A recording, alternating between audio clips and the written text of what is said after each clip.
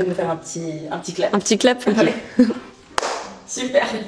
Donc moi c'est Camille Hartmann et plus récemment du coup d'Angelo. Je m'appelle Sébastien d'Angelo. Combien de temps ça fait que vous êtes ensemble?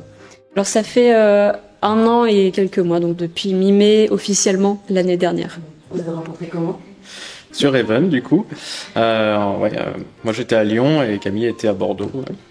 Donc on a commencé à distance et ensuite 2 mois après on s'est rencontrés en vrai. Et là 1 an plus tard on s'est mariés. Félicitations. Merci. Qu'est-ce qui t'a fait craquer chez lui? Son sourire. Ses yeux me font craquer, c'est sûr. Quel est votre souvenir préféré ensemble? J'ai beaucoup aimé quand on s'est rencontrés en personne. Alors ouais, il y en a tellement, c'est dur de faire un choix et d'en mettre un au-dessus des autres. C'est vrai que le mariage lui-même a été super. Vraiment, il n'y a eu aucun souci et c'était magnifique. Donc, je dirais le mariage. Tu gagnes la loterie, qu'est-ce que tu ferais avec? Alors si on part du principe que c'est un cadeau de Dieu, déjà, je pense que je prierais pour la grâce de pouvoir aussi apprendre à recevoir. Souvent on aime donner, mais recevoir c'est une difficulté et donc je pense qu'il y a un temps aussi déjà de réaliser. Est-ce qu'il y a une chanson qui vous rappelle votre relation? Alors là je dirais la première danse de notre mariage, c'était Two Becoming One. We are two becoming one. À quel moment est-ce que tu sais que tu es tombé amoureux? Déjà, on est arrivé, on s'est rencontrés, on voulait vraiment pas tomber amoureux, parce que pour nous, c'était pas quelque chose de sain, de tomber amoureux. On voulait vraiment être conscient de notre relation, réfléchir à qui est la personne, analyser la personne, et se poser les bonnes questions pour pas aller être conduit par les sentiments, et du coup aveuglé par ça. On voulait vraiment être réfléchi et posé. Et donc on a commencé la relation plutôt comme ça.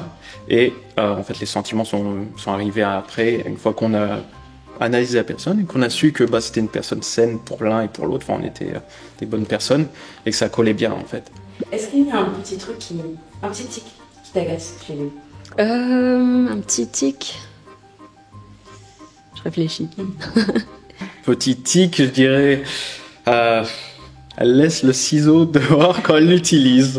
Une petite chose. Qu'est-ce que tu penses qu'elle va répondre sur toi? C'est une bonne question, je sais pas. On verra. Mais c'est, on va dire, le sens de l'orientation. Parfois, il va dire, bon, là, c'est à gauche, et en fait, ça va être à droite. Je pense qu'il a dit... Je pense que je devrais prendre un peu plus l'habitude de plus vite ranger mes affaires. Il a dit ça. Ok, donc je vais faire un... Les ciseaux, oui, c'est vrai. Ouais, j'ai essayé de corriger ça un petit peu, j'avoue. Quel est votre rêve le plus cher? On veut vraiment fonder une famille, avoir des enfants, avoir une maison, ça serait bien. Pouvoir continuer à encourager les gens, à soutenir les gens, pouvoir avoir la possibilité d'être généreux aussi.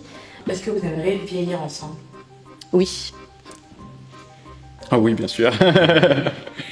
Quelle est la chose la plus précieuse que tu as apprise dans votre relation? Vraiment que Dieu nous aime, au point de... pour moi, c'était une deuxième chance, parce que j'étais marié avant. Pour Camille, c'était sa première relation, donc vraiment une autre histoire, mais vraiment que Dieu nous aime et qu'il nous connaît parfaitement et il nous fait grâce, quoi.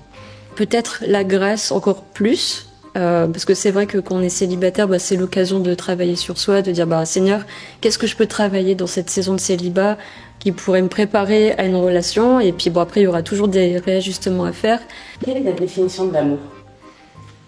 Ça devient philosophique. Il n'y a pas de plus grand amour que de se sacrifier pour l'autre. C'est pour ça que Jésus vraiment s'est donné pour nous à 100%. C'est vraiment le plus grand amour. Après, vraiment être attentif à l'autre, être centré sur l'autre plutôt que sur nous-mêmes. Pour moi, c'est ça l'amour. C'est vrai qu'il y a le verset là, de la Bible, l'amour est patient, etc. Donc déjà, je pense que c'est une bonne définition.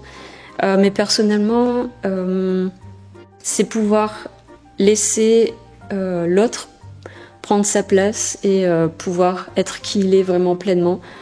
Quelle est la plus grande preuve d'amour que tu aies jamais reçue de sa part? De sa part, c'est plein de petites choses, mais la plus grande, ça c'est compliqué. M'aimer pour qui je suis, tout simplement, c'est une très grande preuve d'amour. Je pense le fait que l'on s'ait choisi l'un l'autre. Je veux dire qu'il m'ait choisi et ouais, je dirais ça.